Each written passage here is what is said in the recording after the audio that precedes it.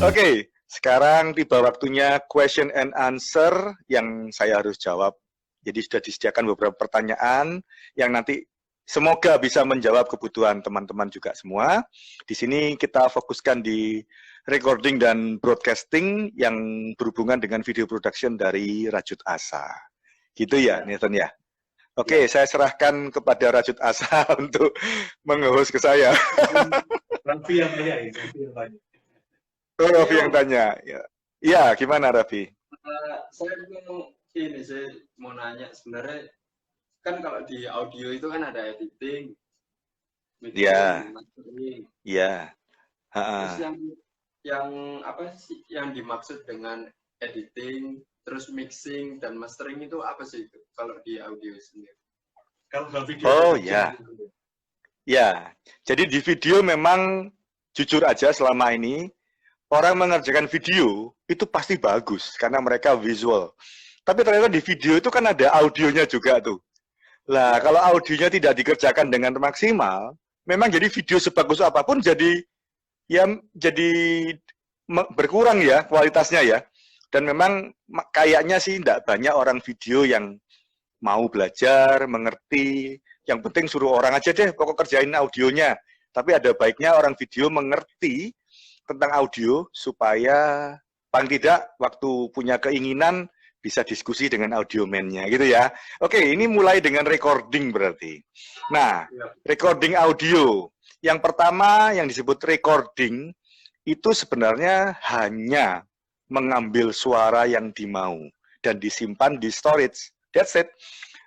Jadi ngambil suara untuk disimpan atau nanti diproses dengan videonya. Masalah nyimpan bisa banyak macam ya. Paling gampang sih masuk langsung ke file video. Jadi misalnya kamera video, ngambil suara, nyimpan audio juga. Kalau audionya udah bagus, itu paling enak karena waktu editing nggak perlu kerja apa-apa, sudah nyambung jadi satu dengan videonya. Tapi proses mengerjakan recording ini, itu yang perlu diperhatikan. Recording di dalam berhubungan dengan audio sendiri, audio dulu, itu berarti bisa saja yang video rasa mikir. Biar orang audio mengerjakannya, kalau sudah jadi tinggal tempel ke video, itu paling gampang.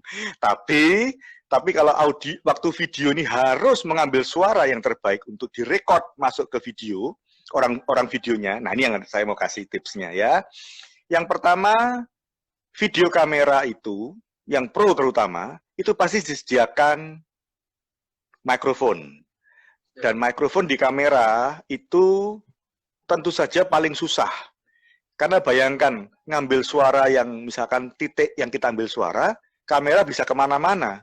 Loh, berarti kan ngambil suaranya bisa beda-beda dan bisa berubah-ubah.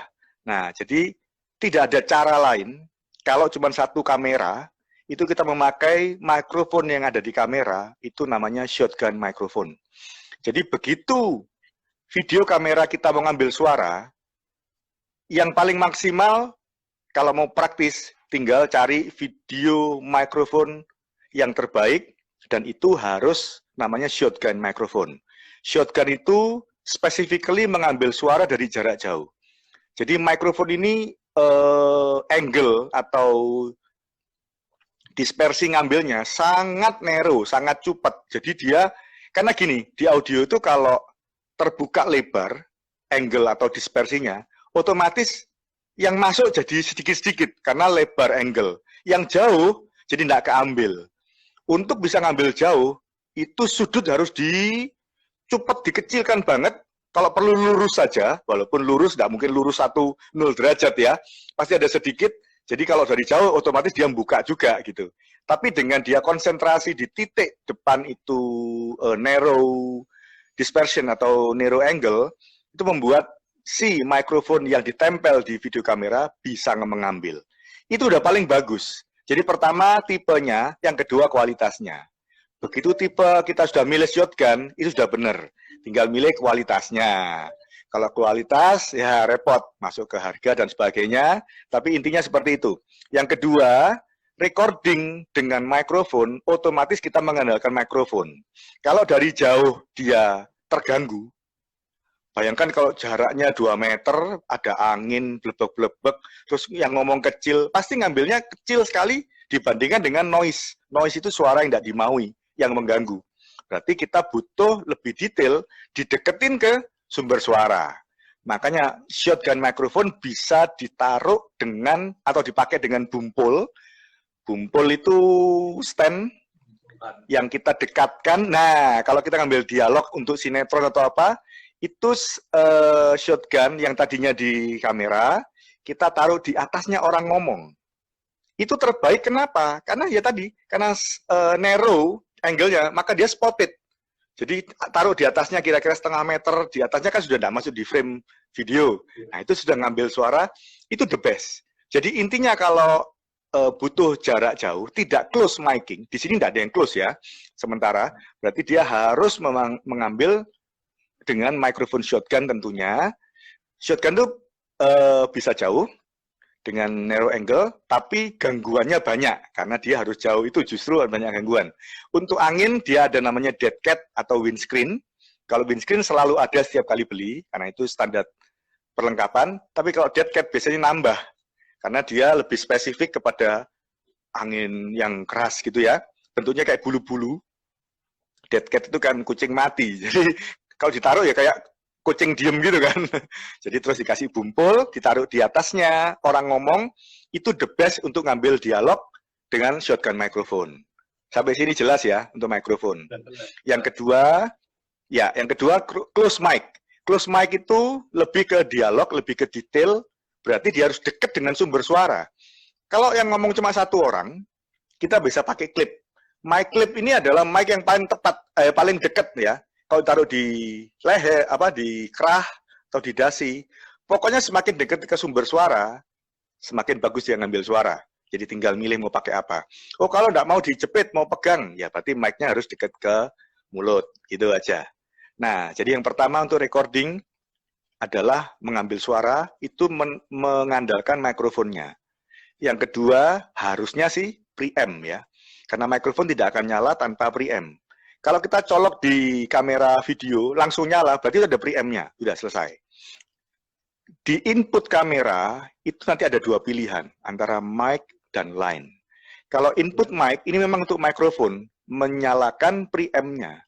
Kalau ini kita pakai untuk line, misalnya kita ngerekam dari mixer masuk ke yang mic, itu pecah suaranya, karena kegedean. Jadi kita kecilin, loh sudah mentok inputnya kok saya pecah, berarti kita salah masuk ke mic. Kalau sudah kayak gitu yang dikecilin ya output awalnya. Tapi di samping kegedean sampai pecah, itu mic preamp selalu menambah rasa, menambah warna. Jadi tidak asli sudahan, karena ada karakter dari mic preamp.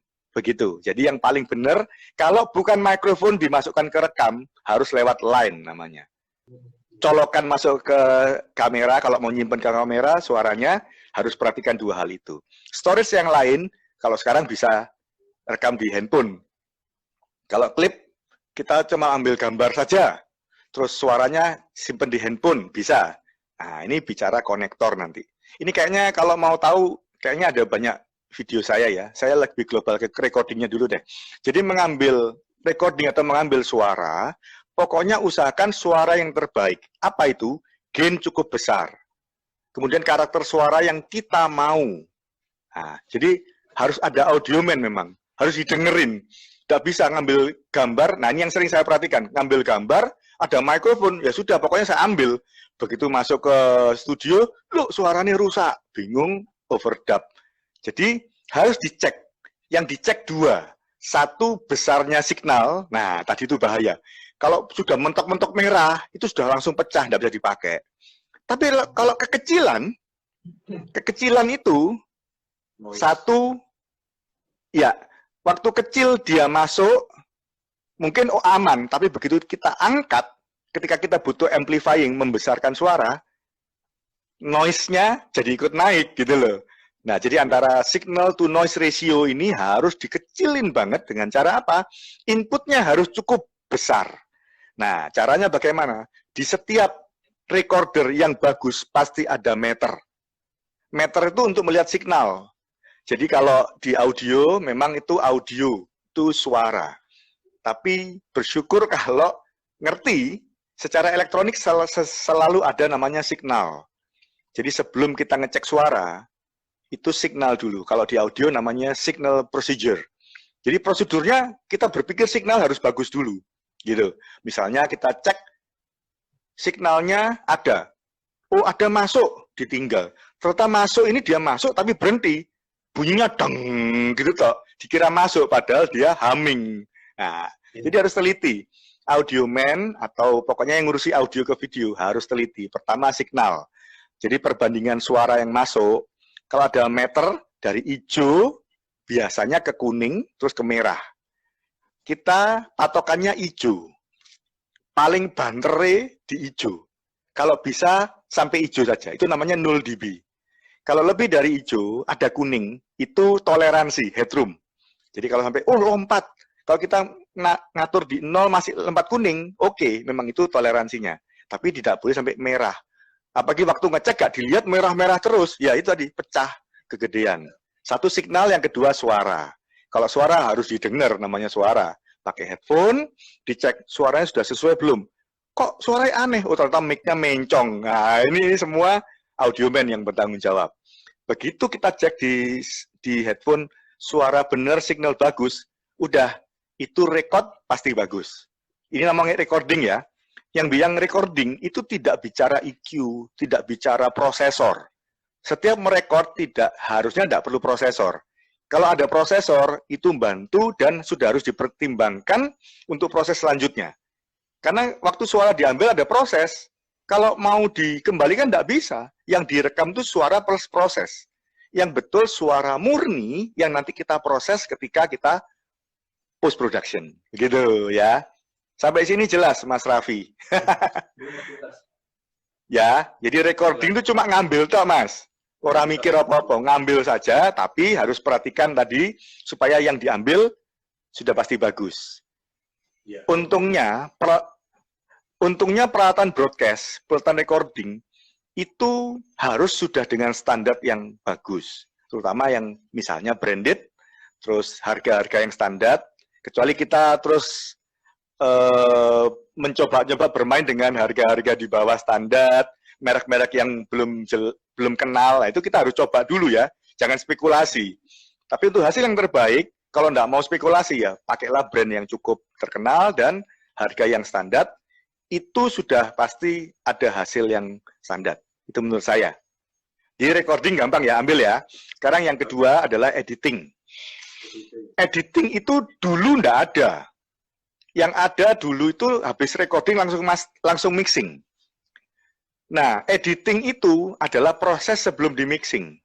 Gini, orang mixing itu mencampur suara, konsentrasinya suara. Tapi kalau di sana ada kretek-kretek, ada yang tidak dibutuhkan, terus dia harus ngedit. Jadi proses suara itu ada yang diedit dengan prosesor, diproses, misalkan dynamic processor. Oh ini orangnya teriak-teriak, saya mau bikin suaranya tetap sebegini, saya pakai kompresor, itu prosesor. Tapi ada yang bukan proses suara, tapi proses mata. Kita lihat di waveform, karena ini digital, selalu waveformnya keluar, kita bisa edit dulu. Sebelum mixingnya ruwet ngerepoti lama, kita, oh ini noise switch, kita buang. Oh di sini ada mungkin ketumpukan tidak bareng, kita buang satu atau kita geser. Editing itu sekarang jadi job. jadi mulai ada digital. Kalau dulu di dalam album lagu yang ditulis recording by siapa, recording engineer, mixing engineer. Cuman dua zaman dulu. Kemudian muncul mastering engineer. Nanti saya jelaskan mastering apa. Tapi editing dulu mulainya dari Pro Tools, Nathan. Jadi tulisannya Pro Tools engineer. Loh ini kan merek, kok bisa jadi job gitu, jadi sebuah tugas. Ternyata memang zaman dulu hampir semua pakai Pro Tools. Yang ngedit Pro Tools itu harus jago. Jadi ada kemampuan khusus untuk ngedit di dalam waveform itu. Nanti ngecilin, besarin waveform, motong, nyambung. Itu ya belum bicara audio gitu loh. Cuma motong-motong tapi harus tahu kebutuhan mixingnya apa. Sehingga yang mixing sudah tidak mikir editing. Jadi jujur aja, zaman dulu pertama-tama kalau terima mixing saya ngedit dulu. Tapi lama-lama kan capek, lama, terus mau mixing sudah capek, nggak bisa, karena mixing itu butuh konsentrasi. Akhirnya saya kalau terima sekarang mesti bilang, udah bersih ya, sudah diedit ya. Saya terima, sudah wave, sudah tinggal mixing. Jadi harus ada yang ngedit dulu. Nah, jadi tugas saya adalah mixing gitu, nggak ngedit. Jadi akhirnya editing ada yang ngerjain sendiri. Editing itu harus jago software. Terus dia, ya sebenarnya dia tuh kayak operator, misalkan Microsoft Word, dia kalau ngedit supaya jadi tesis misalkan, bikin format, bikin apa, ngerapiin, nah itu aja. Jadi nyiapkan file-file itu masuk ke track dengan siap mixing, itu editing, ya. Jadi bukan proses audio, tapi ngedit waveformnya. Nah, yang ketiga yaitu mixing. Mixing itu terjadi apabila yang direkam lebih dari satu track atau disebut single track. Single track itu ada dua macam ya. Single track mono. Jadi sekali ngerekam dapat satu track bonggol begini. Biasanya itu pakai satu mic. Keluarnya satu waveform. Tapi kalau kita ngerekam langsung stereo, misalnya pakai Zoom. Zoom itu kan mic-nya XY stereo mic. Jadi kalau itu kita rekam stereo, maka nanti keluar single track-nya itu ada dua atas bawah, itu kiri kanan. Jadi namanya single stereo track. Kalau yang satu mic saja single mono track. Gitu ya. Nah, kalau ngerekam cuma ini aja, nggak perlu mixing. Apa sih yang di mixing? Wong mic satu langsung jadi. Tapi kalau sudah mulai, ini vokal, ini ada lagu, ini ada ad-lib. Nah, sudah ada track-track lain, kita harus mixing. Mixing ini apa? Dari banyak track, multi-track menuju ke single track. Single track bisa mono, bisa stereo. Umumnya hasil mixing harus stereo dong. Karena kita diciptakan dengan dua telinga, yang paling bagus adalah stereo. Kalau, ini mic cuma satu kok, kan mono, ya apa bikin stereo? Bisa dengan efek. Efek prosesor itu, misalkan reverb, itu membuat mono bisa menjadi stereo. Begitu, ya. Tapi mono dibuat stereo bisa langsung kan, nggak usah efek. Ya bisa, tapi lah podo aja.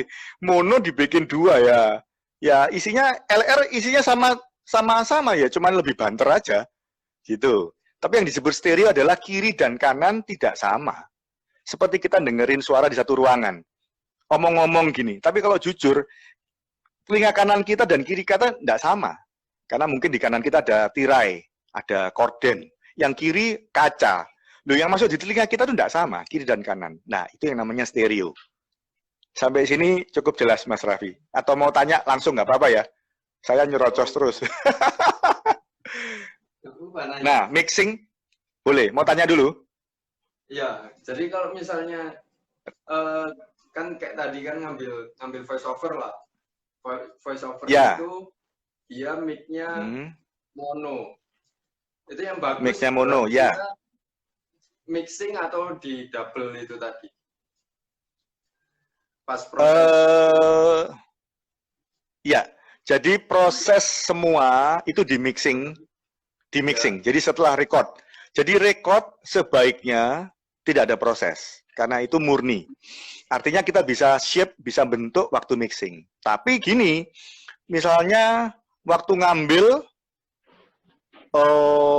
lebih banter angin atau lebih banter suara motor ngueng, lebih keras dari yang ngomong. Nah, itu susah.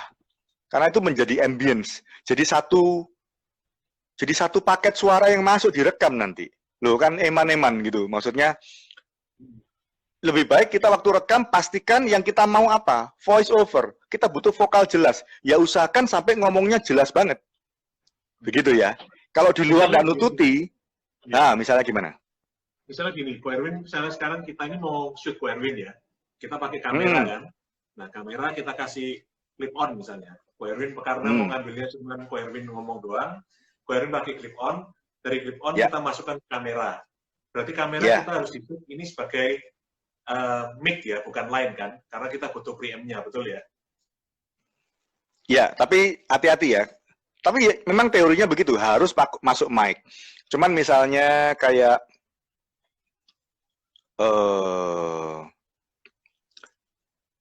maksudnya gini, kalau kita pakai mic yang untuk handphone, itu kan konektornya namanya TRRS ya. Jadi TRRS itu garisnya 3. Nah, itu masuk ke handphone, mungkin tidak ada preamp, tapi langsung nyala gitu aja. Nah, ini cuma beda. Tapi begitu masuk di kamera, mikrofon, oke, di kamera ada 2 macam konektor ya.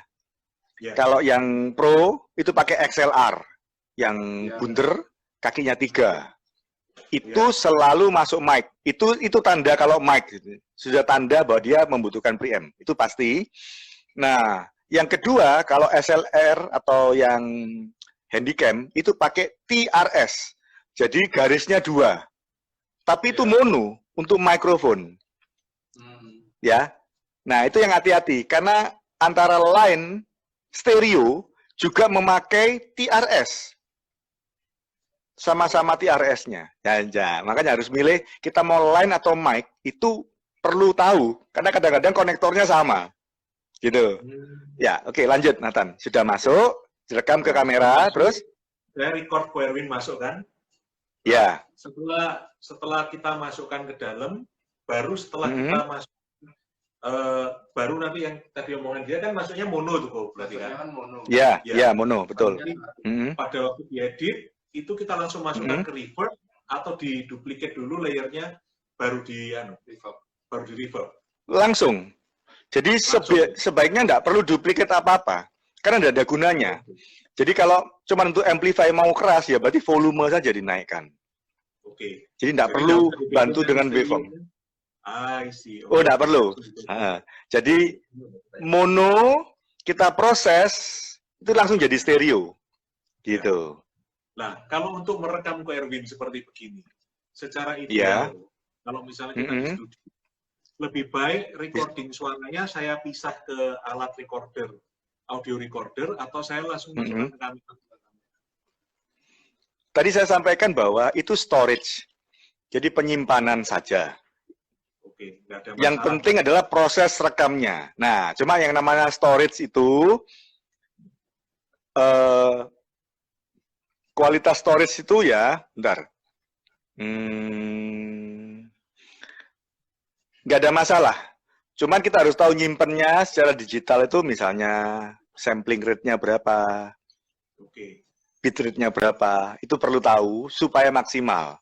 Semakin besar sample rate-nya, kan dia semakin bagus tuh. Gitu. Cuman kalau gede-gede banget, cuman untuk vokal aja nggak ngefek ya, kenapa harus buang-buang kecuali penyanyi. Nah, itu mau diproses. Jadi kalau mau prosesnya heavily proses, sebaiknya pakai sampler yang paling gede.